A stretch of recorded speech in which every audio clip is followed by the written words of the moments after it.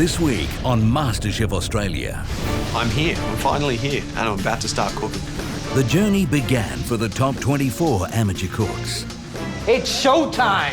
The Italian Restaurant Challenge saw the red team claim victory. Yeah, it was fantastic, the bestest feeling. While the pressure proved too much for Sarah. I just think I need to be home. And Jonathan and Devon faced elimination. You win! I knew I loved food, but this has really confirmed how much I do. Tonight, it's a change of pace as Gary and George serve up a masterclass. What we want to do is share a few Italian secrets. You'll learn how to create an Italian feast. I'm in heaven. And Gary's mum drops by to help with a traditional Sunday roast. We never had onion Gary, gravy. that's a bit fancy. What do we have onion gravy for? Plus, here we are in the heart of Little Asia. Award-winning chef Luke Nguyen puts his spin on two classic Vietnamese dishes. It's just beautiful.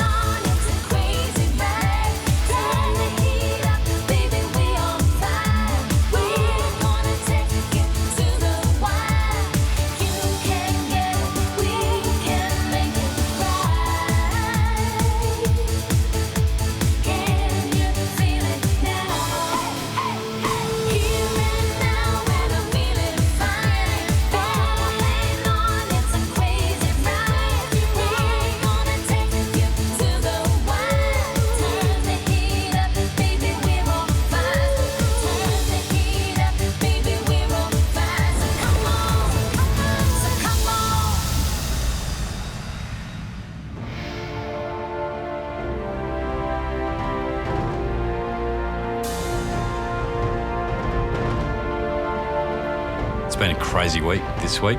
We might have been expecting a gentle start, but no, they hit us straight off the bat. Coming into today's masterclass, bit of a sit down, bit of a relief, get to learn something and get to process everything that has happened. Welcome to Masterclass.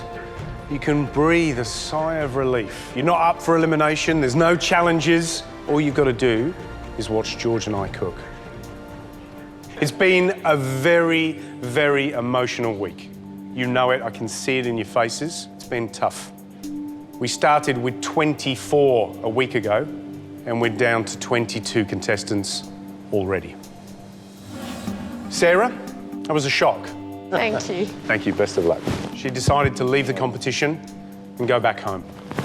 Thank you, guys. Good luck. Joanne, you were friends with Sarah. You're also a mum. It's difficult being apart from your children. She had to make the best decision for her and her family, and obviously it's the right one. Yeah. We also lost Devon. He faced elimination against Jonathan on the egg test. 5, 6, 7, 8, 9, 10, you win! And Jonathan beat him. Philip, how do you feel about Devon moving on? I don't know, it's strange. It's hard not having him there. Let's get off the sad stuff and talk about the positive stuff during the week. Gary and I saw some impressive performances during the Italian Restaurant Challenge.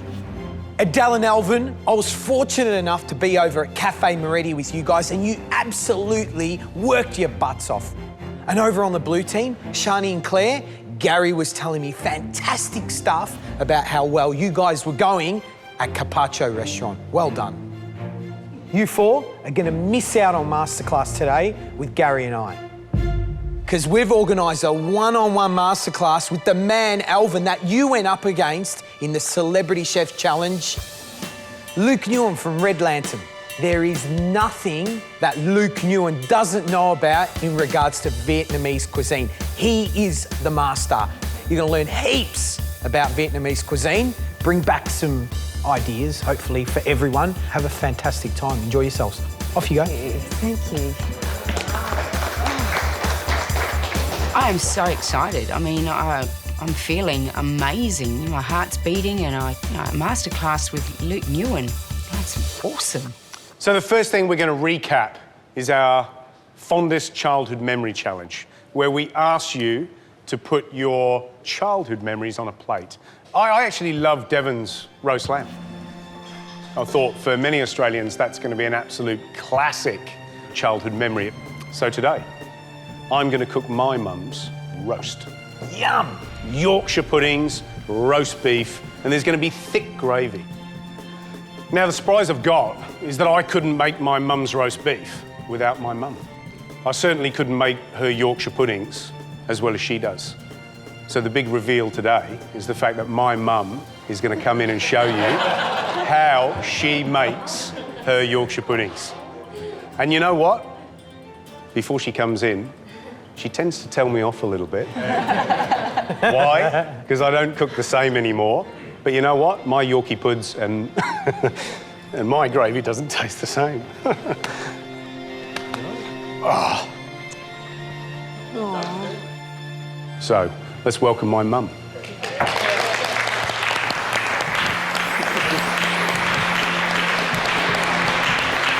I've got a tear in my eye. God. Hello. How are you? Now, of course, this is Jan, my mum. And she's all the way from England. She came out to Australia about 2 weeks ago to come and see us. So she knows George very well. So. Did Gary show any talent early on in his life in terms of food? Oh, and yes. cooking? Well, his granddad was a chef. And when I was out at work, his granddad used to look after Gary and his sister. And they used to have cooking sessions, which I used to taste when I came home. Wow. And they used to make all sorts of things. It was wonderful. So you were actually the original MasterChef judge. Yes, You'd come home and taste. Yeah. It's not Sunday, it's Friday night, but I'd love to be part of this Megan roast dinner. We've got lots of stuff to do because in our house, it's a frantic time, isn't it?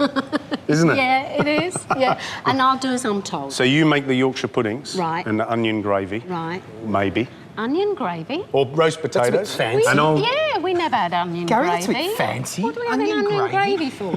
And what about parsnips? Roast parsnips? Oh, parsnips, yeah, they're nice. And I'll do the beef. Right, so we better start Yeah. by giving you an apron, Oh. right? You know, because Mind you the hair, can't, mind the hair. can't work in here without an apron.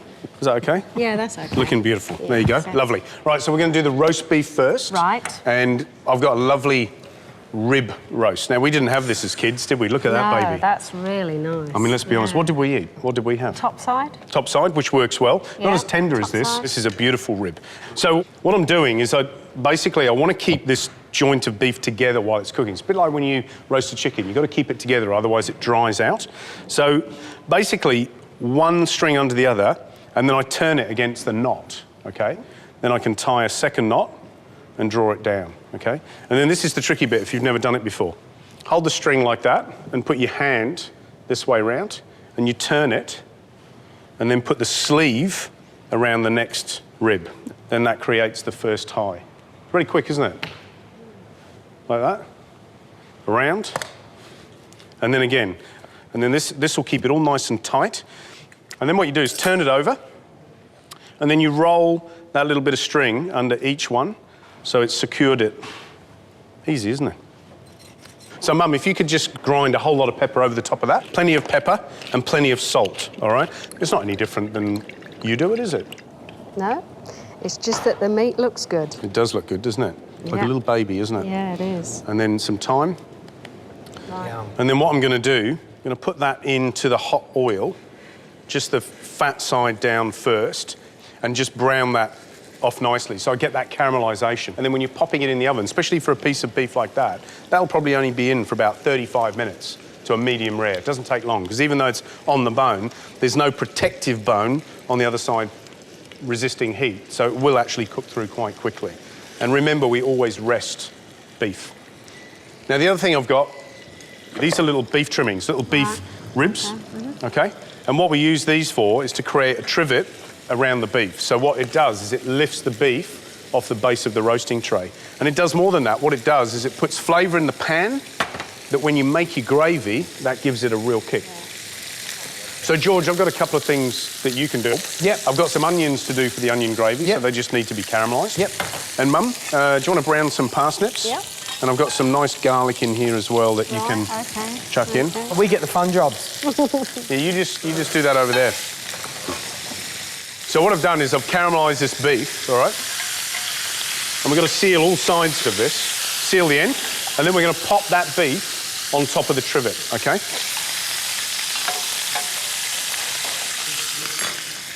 Final little season. OK, so that goes into the oven, and that'll be in for about 35 minutes before we test it. Looks all right? Yeah. Not bad. Yeah, he's not bad, is he? He's not bad. So the beef's in the oven. Now we're going to get on to those vegetables, right? So first up, I'm going to put the potatoes on. And there's a lot of different stories about roast potatoes in terms of the best way to do it. And I don't know if you can remember, Mum, but Grandad used to do them like this. Do you remember that? Like really low and flat, like Frisbees, because he loved those glossy, you know, crispy roast potatoes. You know why I like it? Because it soaks up all the fat. Yeah. That's what it is, Bad right? for you. And that's what tastes good. So the way you used to do them, and the way Mum does them, a little bit of salt, and we'll just let them come to the boil. Yum. OK?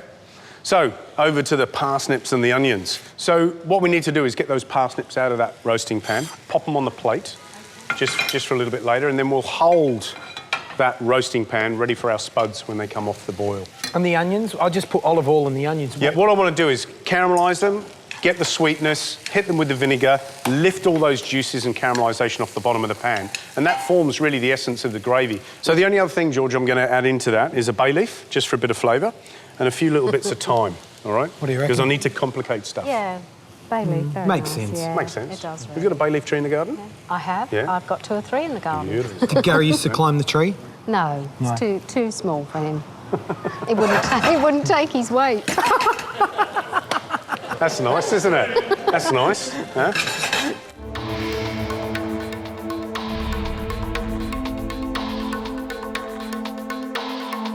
So next up on the Megan family roast, we're going to do Yorkie puddings. Yeah. Okay. So Right. this is your recipe. We've got about 300 mils of milk.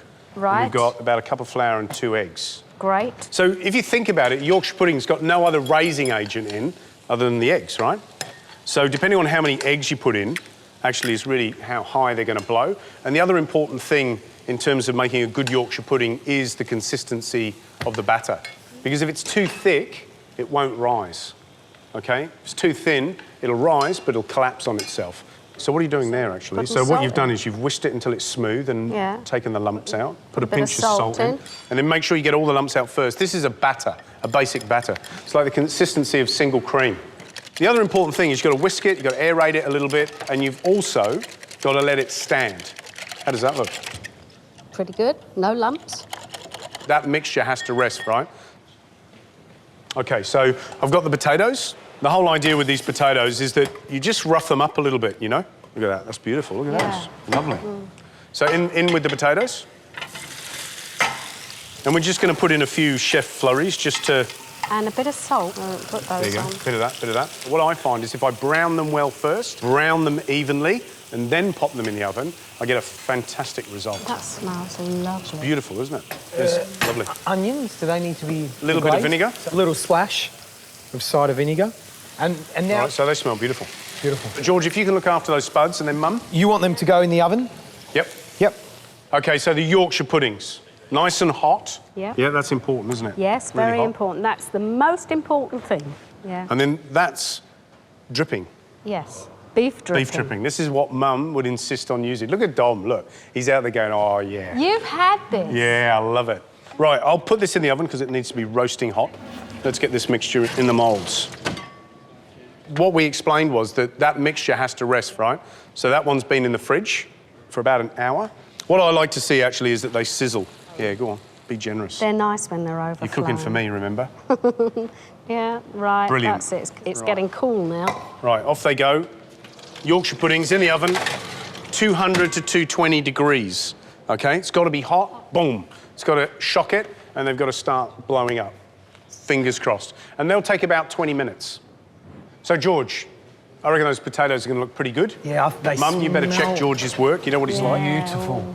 They're looking They're good. looking good. Yeah, We'll they're tip the looking parsnips good. on. I think that's a good idea. Fantastic. Yeah. And this will just finish them off, won't they? Make them nice and crisp. Yeah. And warm them through. Maybe Beautiful. a little drizzle of oil. Looks really tasty, doesn't it? Huh? And maybe They look A good. little They bit look of good. salt. salt. Yeah.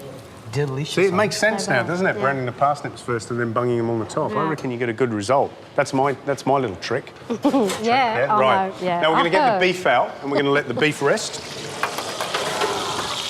all right? Look at that. That looks lovely. So what I'm just going to do is just give this beef a last little baste, all right?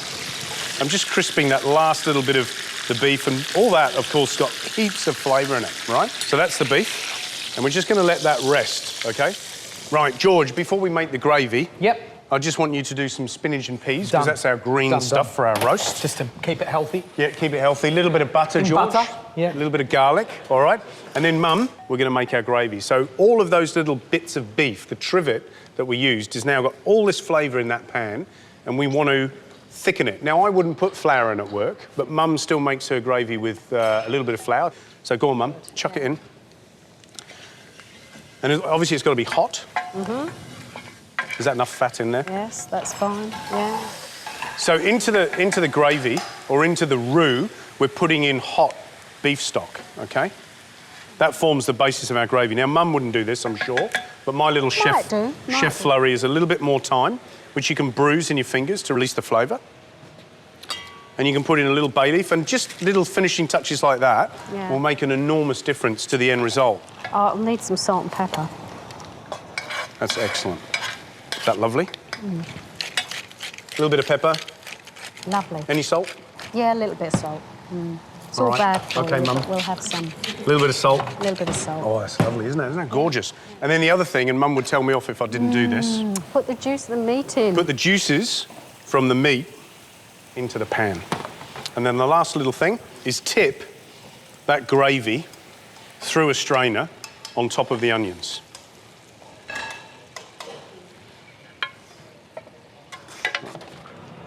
Oh, you wait till you see these babies, right? Hang on, Mum. Oh! Oh! Look at those babies. Right, we've got to tip them over, right? Yeah. Because this was important. You see what it does is just lets that fat out. And see how they're a little bit soft? And they just go back in just for a couple of minutes just to crisp up. And if you don't do that, they'll go soggy, and that's a disaster. Right, OK, George. Mum, you put the peas in there. OK. George, you put a few potatoes and things on there. Roast beef. I'll go around. God, tastes good, doesn't it? It looks See, now it feels like the Megan household. There's lots of stuff going on. He's getting a bit slow, isn't he? What do you reckon? In my old age. Well, we're giving the washing up afterwards. Yeah, he needs to do the washing up. What do you reckon? That's what he used to do at home, the washing up. Oh, did he? Yeah, I was only allowed to. I was only allowed to do the washing up. You're not allowed in Mum's kitchen. Right, let's get these Yorkies out. Unfortunately, there's only 6. They're lovely. Right. Isn't that beautiful? OK. That's the Megan family fondest childhood memory. That's the sort of lunch Mum used to do for us. And he was slim then. That's very hey, hang on a minute, hang on a minute. Tell him I had a six-pack, didn't I? Yes. Yes. Hard to... Thanks, Mum. Appreciate it. Cheers. Now, my top tips for the perfect bit of roast beef, obviously it's your choice of beef and the cut of beef that you buy. Remember to use a heavy-based roasting pan. Season, use some aromats, things like rosemary or thyme. And for the Yorkshire puddings, what are your top tips for Yorkies? The liquid, when you mix it up, must be rested for at least an hour. You can put it in the fridge, that makes it even better. And you mustn't open the oven door to have a look, because if you open the oven door, they will go like that and sink. So, Dominique, Courtney, I think you better come up and taste a little bit of this. And Jonathan, I think we'll have Jonathan up as well. Beautiful. Oh, look at that. Right, off you go. No, you go. Right, bit of onion gravy. George, in England, this is how you do it, all right? Ready?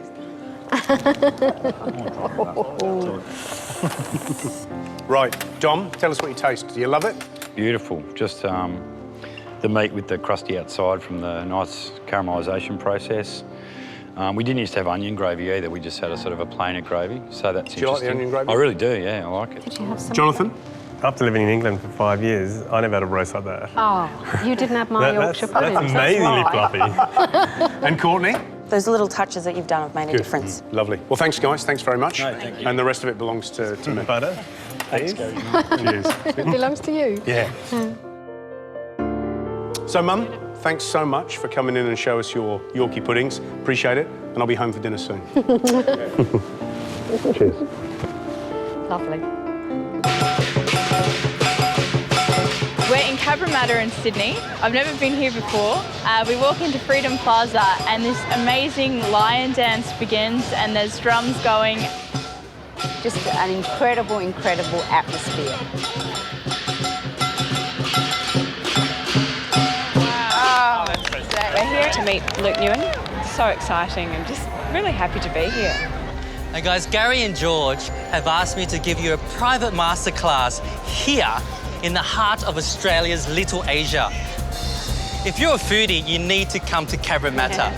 You know, it's the heart and soul of Vietnamese cuisine in Sydney and home to 120 different nationalities. Can you believe that? Now, everyone's familiar with Chinese, Japanese, and Thai, but Vietnamese cuisine is still a little bit mysterious. Today, I'm gonna get rid of that mystery. I'm gonna cook for you 2 dishes, a really light, delicate, fresh green mango salad with tiger prawns and mangosteen.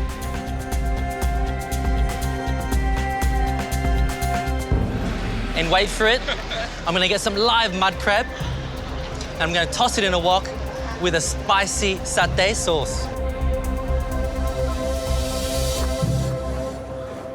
First of all, I'm gonna make the green mango salad. Now, I judge a good Vietnamese cook from their fish sauce dressing and their dipping sauce. It's gotta be very, very well balanced, okay? So first of all, really easy, sugar is the sweetness to start off with, yeah? So around 2 tablespoons of that. I'm gonna just dissolve that with half a cup of water. So that dissolves. And now the tartness, the sourness comes from white vinegar or rice vinegar, yeah? So 3 tablespoons. And next we've got fish sauce, okay? So again, 3 tablespoons of fish sauce. Look at the color on that, so lovely, isn't it? Now some garlic, we'll infuse the garlic in, just 1 clove's enough. So just finely slice that. Next we have the bird's eye chili. I'm not gonna seed this because I like it spicy. And just finely dice that. Do you guys like spicy? Yes. Let's use a whole chili then. So I'm just gonna let that infuse into the fish sauce. Now, in Vietnamese, this is called nước mắm, right? Which is fish water, translated basically. I'm gonna give this a taste test and see the balance of flavor. Citrus in there. There's your dressing. Easy, right? Okay, we'll let that sit. Now we'll start with the salad. Okay, now we've got our green mango. So I chose a nice, green, firm mango. Now the difference between this one and the usual Kensington mangoes we eat is the sweet mango is ripe. This is basically an unripened mango. Us Vietnamese wouldn't eat this ripened. We would always eat it green. Why we eat green? Because it's textural, it's sour, and it carries flavor, all right? So prepare this. You just need to shave it. Now you can do this many ways. You can finely slice the mango, you can use a mandolin, but I'm gonna do it Vietnamese market style, street food style, because we are pretty much on the streets, aren't we? Now, if you are in Vietnam on the street, as a little snack, you would have this sliced with a little dipping bag of salt and chili. Alvin, you've probably tried that before, haven't you? Have. Quite unusual, isn't it? Salt, chili, fruit. But in Asia, that's what we eat as a snack. Now, you can do this many ways, okay? So you've got the mango, sharp knife. Watch your fingers there. See all the little slits and incisions I put in there? Then we can grab our peeler and peel away. And that's our julienne mango, okay? But today in the markets, we've got one of these babies. From Asia, does a job for you. Green papaya, green mangoes, carrots, anything. It shreds it for you. Look at that. Oh, wow. Really simple. Shani, would you be able to help me out with this? Show everybody how easy it is to do. So you go all the way around, okay? So 1 mango, there you go, you can do that. Are you left-handed? Yeah, I am. You're left-handed. She's left-handed. Watch this. There you go. Now I have to have one of these. You gotta have one. That's it. Look at that. Now, Vietnamese cuisine is very important that we have texture in every mouthful we have, okay? Now, have you reached the siege yet? Yes. All right, that's heaps, that's enough. That's perfect. How easy was that? Yeah, A few very minutes, it was easy. done, all right? You can go back now and I'll continue, yeah? Fantastic. So guys, we've peeled our green mango, right? Put that in our salad bowl. Now next, I'll do my fresh herbs. You probably need around 5 sprigs of purple perilla. You should always have this in your fridge at home, all right? Some Vietnamese mint as well for that spicy, peppery kind of punch to the salad. Some basil, some Asian basil. Smell that, isn't it gorgeous? Some green mint. Now I've also got some rice paddy herb, which I'll just pick and leave aside here. Citrus, fresh cumin characteristics. Now I'm gonna just lightly slice my herbs. Don't chop it because you'll bruise it. Okay, so you just roll it up and just not too thin, just nice chunks like that. I'm gonna put it in the salad, sprinkle that in. Throw in the rice paddy herb, like that. Now look at that color already. I'm gonna put some tiger prawns in here as well. Now to peel that, just take the head out, rip it off, suck the brains out. Yum, don't waste the head. Tear the legs off and the shell will just come off. I'm gonna leave the towel on because it looks fantastic with the towel on. And you can just devein it because it's already cooked, like that. They're your prawns, all right? Who wants to get their hands dirty? All right, Adele, can you come over and do this then? Do that there. Perfect. Yep. Now suck the brains out. Serious? Yes. Okay. That's the way. Isn't it good? Oh, it's beautiful. Isn't it lovely? Okay. Yeah, it's All right. beautiful. Suck another head. All the flavours in the head, see? It is. Thank you, Adele. Thank you. I'll move on to the mangosteen now. Mangosteen, my favourite fruit in all time. Oh, that's my favourite part of making this salad, is just seeing this glowy, vibrant white light. Look. Yep. If you didn't have mangosteen, what else would you be able to put in there?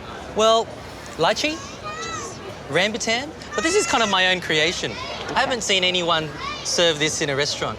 Now, the salty element to this dish is a dried shrimp, okay? It's dried in the sun for 2 days. It's quite salty. I've soaked it in cold water for 20 minutes and I've drained it. So now it's nice and soft. Got around 10 grams there. Throw that in as well. Look at that, there's more colour to this dish now, yeah? I've got some fried Asian shallots. You should always have in your pantry. Yeah, a bit more crunch as well and flavour. A good handful of that. And some roasted peanuts. Now here, I've got my mortar and pestle, which is as old as I am or older. My parents took this over from Thailand when we fled from Vietnam, and this has lived with me, and I still work with it at Red Lantern. Gonna throw that in, pound it, not too fine.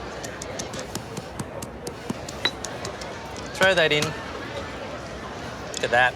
Now I'm gonna dress it, okay? I'm gonna start with around 4 tablespoons of dressing.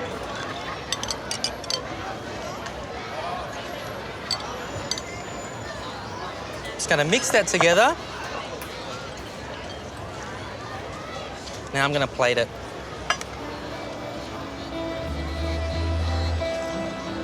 Sunday barbecue with your mates. Throw some prawns in there. Throw a few more prawns in there. How good does that look already, huh? Yes. Finish with some prawns, with that. A bit more dressing over the top. Oh, that is superb. Now I'm going to top it with a bit more shallots for garnish. A few more crushed peanuts. Some fresh chili on the top. And check that out, guys. How simple was that? Yeah, fresh produce, great ingredients. That's my green mango salad with fresh herbs, dried shrimp, tiger prawns, and mangosteen. Come up and give it a try. Check it out. Dig in. Is it good? You can eat it all day, can't you? Taste all the herbs and the freshness. Really fragrant. Yeah, fragrant. Fresh. Yeah. It's a really good mix of the herbs too. They all come together. And get all the crunchiness as well, all the texture. See, each mouthful should have bursts of texture. And that chili just hits you at the end. It's fantastic. But all very subtle flavours. Yeah. Nothing's too dominant. No. It's all very well balanced. Yeah. Now, guys, my top 3 tips for good Vietnamese cuisine is the freshness of produce, the balance of flavour, delicate flavour, and of course texture, because texture is really important in Vietnamese cuisine. Guys, I hope you really enjoyed my green mango salad today. Yeah. Thank you. We did? Beautiful. So next up on Masterclass, we're going to revisit the Italian challenge. Marion, you're at Cafe Moretti. What's it like cooking in a wood-fired oven? It's very different, isn't it? It was so difficult because the fire is over on one side in the oven and it's extremely hot, so you had to make sure the pizzas were turned all the time. Very difficult not to burn the edges. And did you burn a few? We may have burned a couple. Okay. And Matthew, you did the pizzas in Carpaccio. Yep. Do you know how many you made? I think it was around 50. The first two were probably not the best that I did, but once I got the hang of it, yeah, I was just throwing them out. What we want to do is share a few little secrets, a few Italian secrets from a Greek guy and from an English guy. And we started throwing a few ideas around and came up with bruschetta, which is a classic, but with interesting ingredients on top. And we're going to do 3 bruschetta. And then what are we going to do as main? I'm going to make lasagna. My lasagna that I'm going to make actually got little meatballs inside rather than mince. And then for dessert, roast peaches. And I'm going to do zabaione to go with that. So the nice thing about bruschetta is the fact that it should be a carrier for beautiful ingredients, OK? I've got some very thick-crusted, dense-textured sourdough bread, because the beauty of this is that you're going to grill it, and like all good toast, it'll take a little bit of stale bread and turn it into something wonderful, especially when you drizzle with a little touch of olive oil and then put on a hot griddle, or preferably on a barbecue or a wood-fired grill, OK? Those slices of bread will take about 2 to 3 minutes each side, and we'll just cook that until we get a nice bit of char on the top. And then we're going to make a couple of fillings, OK? First up, George, I want to make a favetta, all right? So what I've done here is some broad beans, which have been shucked, and then I've got a mortar and pestle, a little bit of garlic, a little bit of salt to smash it all together. So a little bit of olive oil just to break that garlic down, and then you put in the broad beans. So, George, I'll just put in this amount. There's about a zest of half a lemon. Still ready. Love this, absolutely love this stuff. And let's grate a little bit of the pecorino inside. And you can put as much or as little pecorino in as you want. What do you reckon? A bit more? Keep going? Yeah, why not? Keep going? Keep going? That'll do. Pecorino, similar to Parmesan, crumbly cheese, but I find a lot more tart, a bit more acidic. Yeah. And a good aged pecorino, I don't think you can beat. I prefer it to Parmesan. While George is fiddling around with that, we're going to use this lardo, which is a cured back fat, all right? As part of the curing process, they would salt it, right? And then they would use all these little herbs, which they've pressed over the top, and then they've dried it, all right? It's a beautiful thing. They actually have a festival in Italy, which is a lardo festival, which if you translate it would be absolutely horrible. Wasn't it a lard festival or a fat festival? Oh, would be welcome, wouldn't we? Terrible. Us there. Sounds terrible. Right, George. So that's our favetta. That's done. Right. Just chop a tiny bit of parsley for me. Yep. And what we're going to do is we're going to make a very simple gremolata. And gremolata actually is the classic accompaniment for ossobuco, right? But I use it for lots of things because I love lemon, I love parsley, I love garlic. I'll just put a little bit of garlic through on the microplane, actually, which you can do. Don't need a lot. So what we've got here is just that parsley, the lemon and the garlic, which is now my gremolata. A little bit of olive oil. And then all I'm going to do is just slice this lardo paper thin, all right? So we're going to put a few of these slices. Wow. Sexy stuff. So that's our lardo and gremolata ready to go. So now we've just got our sardines, George. So these have already been gutted. Yep. Do you want me to just fillet them? Cut those, yep. Always making sure there's no scales. There's nothing worse than getting a scale when you eat. Okay. These are so easy. And I don't mind that little tail on there, shall I say? I think it's just pretty as. Because we're going to fry these sardines quickly. So all we're going to do is just going to dip them in flour. These sardines don't take long at all. Yeah. Look at these beautiful tomatoes. They're all heirloom varieties. Isn't that just absolutely gorgeous? If you're a gardener, then you'd be familiar with this sort of stuff. A slightly underripe or slightly green tomato, tart, a little bit more acidic, and go beautifully with quite an oily fish like sardines. Sardines, that fish, it's so oily, it loves lemon, it loves it, absolutely loves it. So a little squeeze at the end, just beautiful. And I haven't even turned them around in the pan, just doesn't need it. Right, George, while you're doing that gorgeous thing, we're just going to rub a little bit of garlic on these bruschetta. You want me to kick off with that? Kick off a couple with the favetta. Okay. And have a look at that. Beautiful.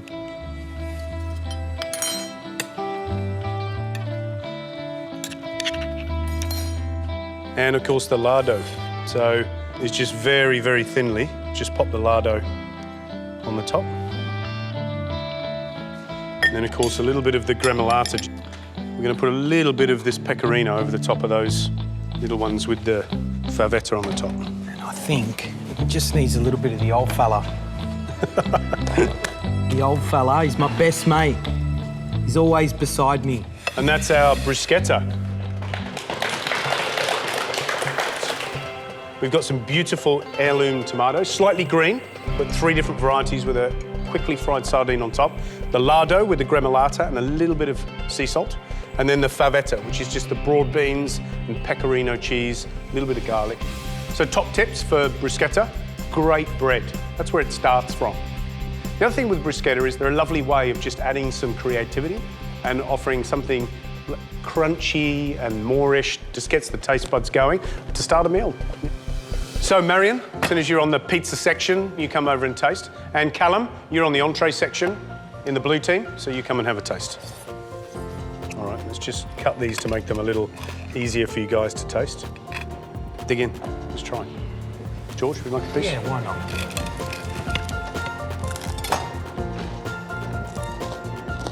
Lardo is really quite creamy. It's beautiful. Those tomatoes have just got so much flavour and they're so vibrant and it looks awesome on the plate. I think the pecorino and the broad beans work really, really well together. Guys, back you go. Thank you. Thank you. Thank you. Right, next, I'm gonna make you guys lasagna. Who would have thought? The Greek making lasagna, but my lasagna is the best. And why I love this lasagna, the next day it's even better cold. Yeah, I love it.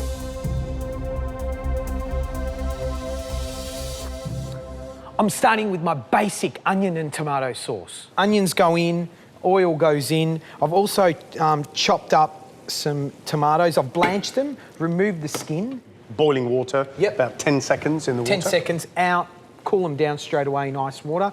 Peel the skin, squeeze out any residual liquid. And all the pips. And all the pips, and then throw that in. For every sort of kilo of onions, chopped up onions, it's a kilo of tomato. Wow. All right, so, and what will happen is I've got lots of oil in there. It's the oil for me is the actual highlight of this tomato sauce. And also got some puree tomato, just to enrichen it a little bit more. That goes in. We've got some rosemary goes in, some thyme. We whack the lid on and just leave it. And how long do you cook that for? A good hour. Wow. And that will be so absolutely that allows delicious. all the flavours from the herbs and the onions to come together. Yeah. What I've got here is I've just confied down some shallots and garlic. So there's probably about 10 whole golden shallots and probably about 20 cloves of garlic. Really low heat and just literally let them bubble away, not boil. Okay, and what you end up is with these really sweet, gorgeous, shallots. Soft. And the same with the garlic as well. They're just really beautiful. Now, to cook them, basically we're going to drain off that oil, and that oil is gold. Don't be too concerned if it's not, sizzling hot to kick off. We just want to caramelise these shallots, all right? Just use a little bit to fry off. And then the same again with the garlic. While the shallots are caramelising off, we're going to make the meatballs that are going to go in the lasagna. So we're not actually doing a traditional mince that goes through the centre. I thought, let's tweak it a little bit. Let's change it a little bit. So, quite simple. There's about 300 grams of veal, 300 grams of pork mince there. There's probably about a cup of breadcrumbs, all right? 1 egg, and that will help bind the mince together. A good pinch of salt and a good crack of pepper. And that's it. That's all that's going in these meatballs. Just get our hands in there. You've got to feel and touch and, you know, get your hands into everything. And then what I want is little meatballs, all right? They've got to be small. So that's how big they are, all right? Okay, so George, you want the garlic in? Yeah, that'd be great. So just pop that in and... Lovely. I think to give Gary a hand, I think we should get Carrie. Carrying Gary. Carrying Gary. Gary. Currencies? Yeah. Gary, the shallots are pretty much nice and golden, so I'm just going to throw some thyme in right at the end, and that will just flavour them beautifully. And then we'll literally mix, mix, mix, and then they go here. Right, guys, the next process, that's boiling an egg. So many people get it wrong. Boiling salted water, okay? Not cold, boiling. 55-gram eggs they are, okay? They go in. I've got a timer on for 10 minutes, and they will be hard-boiled, all right? Now, George, these are done. Carrie and I have done these, so thank you, Carrie. Thank you, Carrie. Appreciate Well done. it. Good job. So we've had that tomato sauce on for about 45 minutes to an hour, and you can see it's just deep red, rich. So what happens now, George? Straight into the tomato sauce. So just drop them in, don't need to seal them off or anything like that? None of that. Keep it on a low simmer. Low simmer. Lid on. Lid on, and they'll take about 20 minutes to a half an hour. And you know what? That and a beautiful fresh spaghetti with a bit of grated Parmesan over the top. Heaven. Yeah, got me stay, huh? 20 minutes, right. George. I'll remind you. Thank you. We just got some small potatoes, popped them into a pot, covered them with cold water, salt, brought them up to the boil until they were cooked. That took about 15 to 20 minutes until you could pop a knife through them or a skewer through them with ease. So I've got 5 eggs that I've sliced. I've got 8 to 10 potatoes that we've boiled and sliced. We've got this beautiful buffalo mozzarella, okay? Literally, we're just gonna tear up. That's buffalo milk, right? Yeah, that's right. Right, next we need to make the pasta, the sheets that are gonna go in between and form the lasagna, all right? First step, we've got 500 grams of flour, and that goes straight into a food processor. 140 grams of egg yolk, okay? A good little splashing of olive oil. Right, lid goes on. And what we want to get is basically a fine crumb. You'll see, it will appear. And then literally goes down. We need to just knead it to pull it all together and create the dough, yeah? In terms of kneading, you know, a couple of minutes, that's all, just for it to come together, and you'll see you'll get this nice, smooth sort of dough consistency. All right? What you want is a nice little ball. Right, now we actually roll the pasta dough up and leave it aside for a couple of hours to rest. Okay, guys, I'm making my delicious meatball lasagna.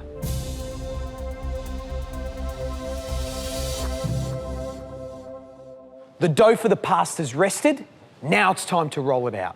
And keep that wrapped up. A little bit of flour just to make sure the pasta doesn't stick to the bench, but not, I see a lot of people, they throw loads of flour on it. Remember, you don't want to incorporate more flour to this dough. You've added the right amount. Just want enough just so it doesn't stick. You start it off on the highest number, which is number 1, so the widest in terms of the opening of the machine. And you start. All right, you fold it into each other. Okay, so you're laminating the actual pasta. And that gets the gluten going, so it becomes nice and tight and workable. Gary, do you want to come over and finish off these? Yep. Oh, and the meatballs are done? Yep. Fantastic. Looking beautiful. Fantastic. All right, cool. Right, I'll so let you finish take that that off. over. Next step is to assemble the lasagna. So we've got all our ingredients. We've also got some picked parsley leaves, some marjoram, which is beautiful, I think, and we've got some thin slices of Parma prosciutto. All right. Aaron, do you want to come and help me assemble? Absolutely. Thank you. So first step, a little drizzle of olive oil on the bottom of the dish, a little pinch of sea salt, okay, and then a little bit of pecorino that we're just going to grate on the bottom, okay? All right. We're going to just grab 2 sheets of lasagna, pasta, and we're going to create the base. First sheet's gone down, okay? and we're just going to cut a strip to go to the top, all right? So, all right. And there you have it. That's the base. Now I'm going to get you, Aaron, to start doing the rest, but little shake of the olive oil, all right? A little bit of sea salt. What I like to do is I want a scattering of these meatballs, so I just use a slotted spoon, so I'm draining some of that excess olive oil, and I want lots of tomato sauce to go on there, all right? It smells great, yeah? It smells fantastic. And then just make sure that all these edges are covered with sauce. Next step, mosaic some potatoes around. John? Make sure they're whole, so they're getting a whole potato. Yep, okay. Yeah. And think about, we've still got egg, cheese, and the shallots and garlic to go, so... Absolutely, don't fill it up too Yeah. much. Next is egg. All right. Okay. All right, then we've got these shallots and garlic. Is this making you salivate when you're making this? Yeah, a lot. I'm managing to hold it together, but it looks pretty delicious. Some of the buffalo mozzarella, do you know, it's not overpowering and it's just going to complement it. All right. Just pick some parsley and then marjoram. That looks good, yeah? Looks really, really good. Now I want a good little shaving again of some more pecorino. No problem at all. All right. And of course, the last step after we've shaved the pecorino over, we go prosciutto. Okay, a whole layer? A whole layer. So you go that layer at that side. Thank you very much. So this is basically, we're going a layer of pasta, that filling, another layer of pasta, the same filling again, and then the top layer, and that's it. All right? Beautiful, beautiful, beautiful. Pasta, Done. Let's go, big boy. Fantastic. Now you're into it, aren't you? Absolutely. Yeah. Make sure, guys, you push the air out of it, because what you want is this compact, beautiful lasagna, all right? But what we do is we take all that saucy goodness. It's pretty good to me. Pecorino. Fantastic, beautiful. All right, then foil goes over this. Shiny side down, okay? That goes into an oven, 165 degrees for about 40 to 45 minutes. For the last 5 minutes, we take the foil off, nice bit of caramelisation, goldenness, yumminess on the top, and there you have it, all right? Aaron, thank you so much, man. Well done. Thank you, I really appreciate good job, it. yeah? It's great, thank you. Beautiful. Right, let's pull the lasagna out of the oven for the moment of truth. Oh, I came back just in time, George. It's been in the oven for about 40 minutes, and for the last 5 minutes, we pulled the alfoil off and got that nice little beautiful crunchiness really on the looking top. forward to this, really looking forward to it.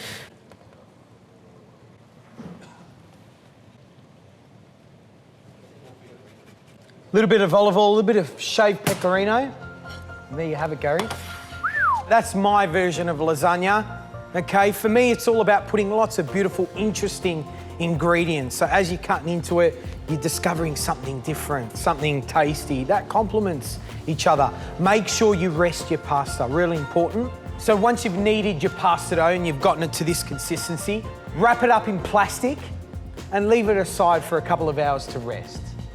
Tomato sauce, tomatoes, onions, olive oil, simplicity. You don't need to add lots of things in there to make it taste good.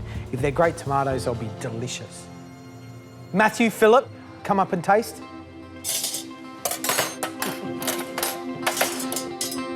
Dig in. Come on, boys. Oh, wicked. Do you think this little square would be enough for all of us? No. No. I think we should get the whole tray out. That's a blinder. That's unreal. That's What do you unreal. get when you taste it? Oh, just all these flavours of, like, you know, the shallots and the garlic and the meatballs, and it's just, I don't know, it's unreal. A real nutty flavour from the garlic too. It's just... You know what I get? Is I get all of those and then I get these lovely soft pockets of that mozzarella that's just like super creamy and coats your tongue, and you just want to go back for more, don't you? Yeah, definitely. Oh, Matthew, wow. Thank you so much, boys. Thank you. Thank you.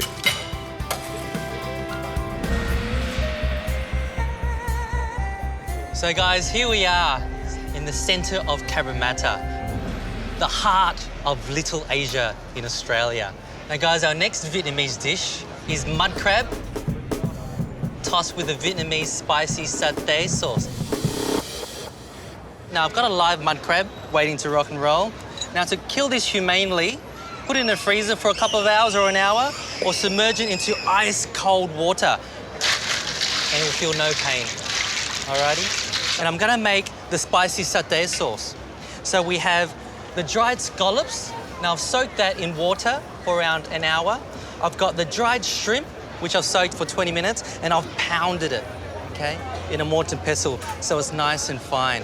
What I'll do first is I'm gonna put some oil in a wok, some vegetable oil, just around half a litre or so. Now I use vegetable oil in Vietnamese cuisine because it's neutral flavour, yeah? So I'm gonna let that heat up. We've got lots of garlic, so I'm gonna chop up around 4 cloves or so, just nice and rough, doesn't need to be finely diced at all.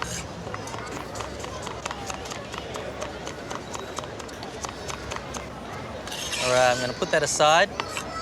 I'm gonna chop up some chili, some long chilies. I'll save that for later. And I've got some Asian shallots, just roughly sliced. So the oil should be quite ready. I'm gonna put in my garlic first, slide it in there. Now I've chopped up some green spring onion, around 10 heads, okay? Put that in. My long chilies. Smells good at the moment. Some red Asian shallots, throw those in. Luke. Alvin. Is there any difference between the French and Asian shallot? It looks similar, but the Asian shallot is red, and I think it has more intense flavour.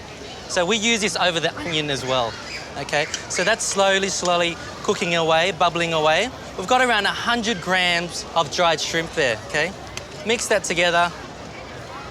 I've also got some crab meat, okay? This is blue swimmer crab meat. So mud crab with blue swimmer crab, wow.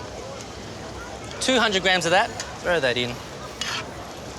Now, you guys like spice? Yes. My recipe is 25 grams of dried chili.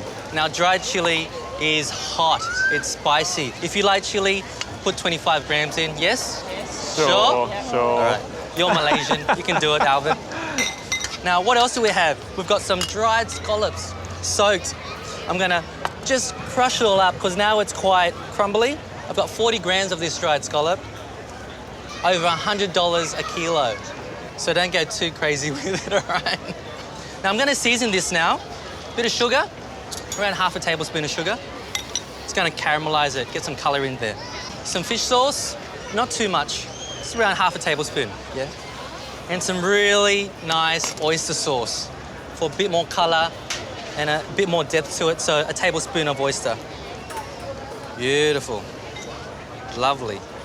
So I've just waited for everything to cook together, combine together. Chili oil is the last one, around 100 mils of chili oil.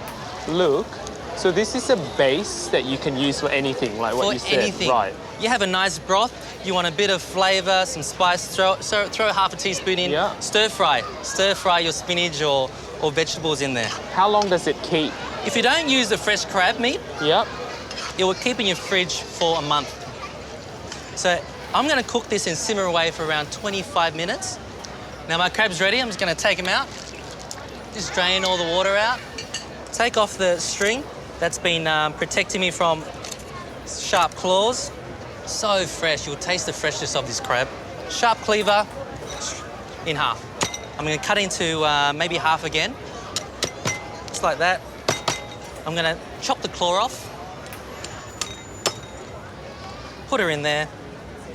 Now, the back of your cleaver, just kind of give the claws a bit of a tap because they need a bit of assistance when you're eating it, right?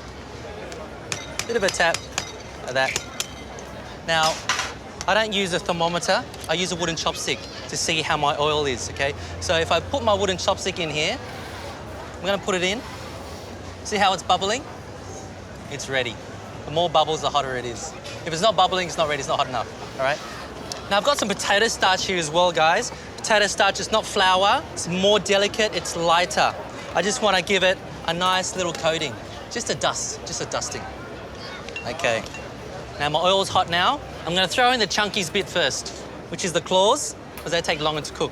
Hot oil, just slide it in. Now, when you're cooking crab or any type of seafood, a few minutes and that's it. See how hot the oil is? That's all you need, a few minutes. Throw the shell in last. All right. Oh, look, guys, that's see how it's discoloured? It's ready. I'm going to take that out. Take it all out. What a feast. I'm going to drain my oil over the crab. I'm going to leave some oil in there. All right. Garlic. It's going to be really, really hot. Chili. Spring onions. Fry that. My spicy satay sauce. In it goes. Around 4 tablespoons of that. But I like it so much, I'm going to put some more in. All right. Throw the crab in and toss the crab with all the yummy, delicious satay sauce. Just coat it all. Look at that. How good's that? I just want to get stuck into it now. Okay, that's good. Plate her up. Wow.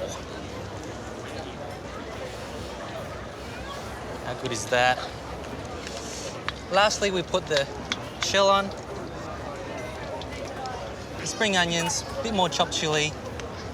And look at that, guys. Your fresh mud crab with a spicy satay sauce. You want to get stuck into it? Because I do. Come on over and get your hands dirty, all right? Don't be afraid to crunch into the claws. Let me just take this up for you. Now notice how the sauce has crispened up a little bit. It's crunchy. Get in there. Oh. What do you think, Shani? You got the claw. You're the lucky one. It's absolutely amazing. I can't wait to go home and tell Dad to go fishing for some mud crabs. Sure. Adele, yummy? Oh, it's yummy. It's just Fantastic. beautiful. So guys, my top 3 tips of cooking a good crab. Make sure the crab is, of course, fresh, live if possible. The oil is hot and consistently hot, and you don't overcook your crab. Guys, Gary and George are waiting for you back at the kitchen. It's great meeting you and having you here. I wish you all the best in the rest of the competition. Thank you, Luke. See you later, guys. Bye. See ya. Bye.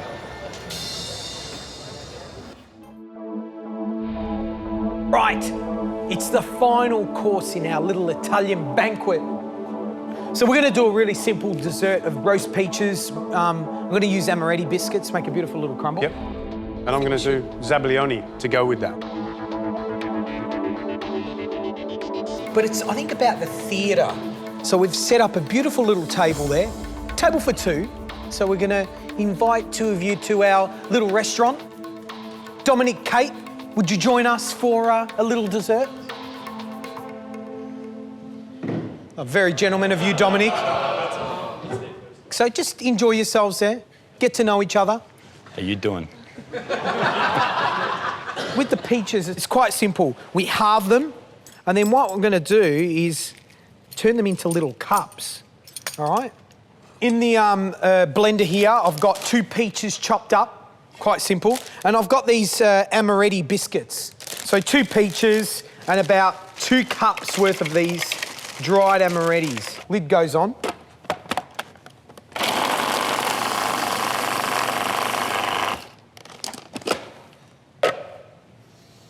In terms of consistency, what we're looking for is a nice sort of wet crumb, all right? We're just going to fill these cups up.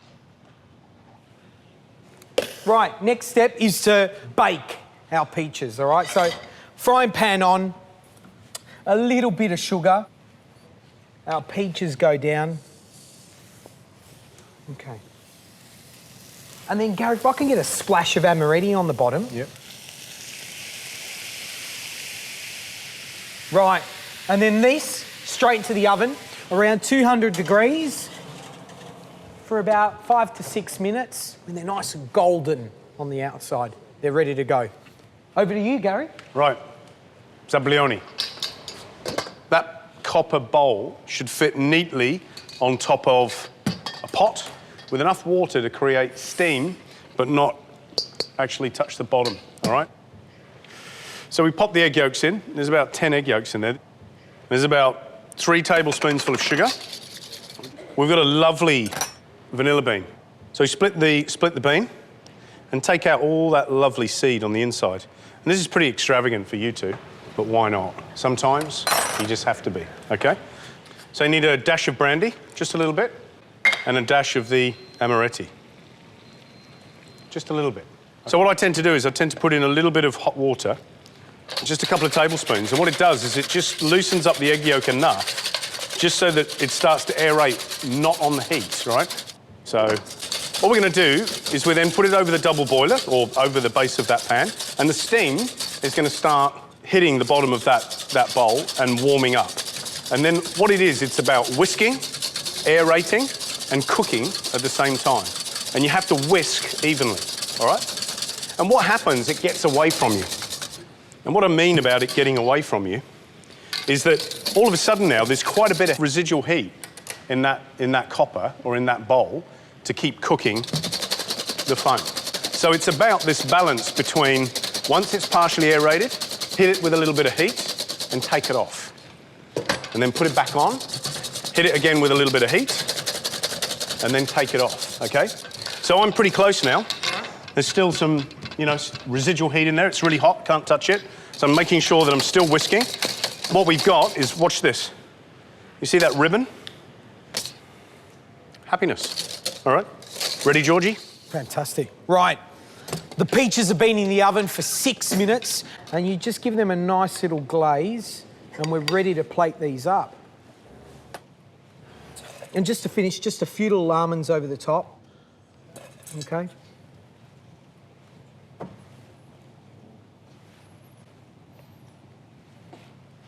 A little bit of this cooking sauce, a little drizzle, not too much, because you remember you got the sabayon that's going to go on there. There you have it. There are our peaches. Beautiful. Gary, shall we do our stuff? Let's do it. Après-vous. Scusa, bella, come stai? Bene, grazie a lei. Una peachy for you today. It's very special, huh? Sir Domenico, little peach for you. Grazie. Make sure you pay the bill, huh? No, yeah, with my heart. So what we're going to do...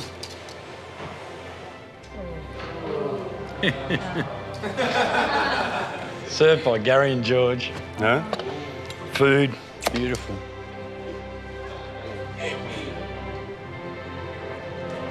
Oh.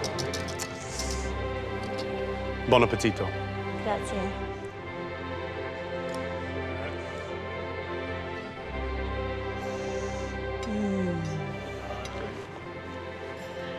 I'm in heaven. Fantastic. I feel special. Right, so there you have it. You've got roast peaches with an amaretti crumble and sabaglioni. You know, food is not there just to fill. It's not there as a fuel, all right? It's there to make us feel amazing. And those little touches by coming out to the table is beautiful. Something that, you know, you could possibly use, you never know, going forward in the competition. My top tips are be specific when you're picking your stone fruit. Make sure they're not too overripe where they're really sloppy and you can't really get a nice, beautiful cup, okay? It's really important that you don't overcook them in the oven. You want them to still have a little bit of bite and texture to them. And with a sabayon, it's a cooked foam. So you have to follow the steps that I did quite carefully. Make sure that you aerate the egg yolk, sugar and alcohol first before you put it on the heat. Make sure the water isn't touching the bottom of the bowl. The last one is if it's getting away from you, take the bowl away from the heat. That's it. How hard can it be? So expect the next time you do a sabayon in the kitchen, every single one of them is going to be perfect. Well, that was our masterclass. So let's come up here, grab some food and have something to eat. Ah, they returned. Hey, where's the rice paper rolls? We ate it on the way. Pour some wine. Cheers, guys. Cheers. Cheers, Gordon. Guys, it's been a massive week. You're all still standing. You are all a chance to take this out. What you have to remind yourself in this kitchen, between these very walls, you're going to experience more and more. The best is yet to come. So here's to the MasterChef kitchen. Cheers. Cheers. See you guys. Tuck in. Next time on MasterChef Australia. This challenge is going to lay the foundations for the rest of this week. First up, it's a very special mystery box. What is this? Then, the amateurs will fire up their imaginations in the invention test. Now's the time to unleash. For the best dish, a shot at immunity. There are some gorgeous dishes in the room that I cannot wait to try. It's really important to do well today. But for the 3 worst, their dream will be on the line. One person will be eliminated from this competition. I think I'm in trouble.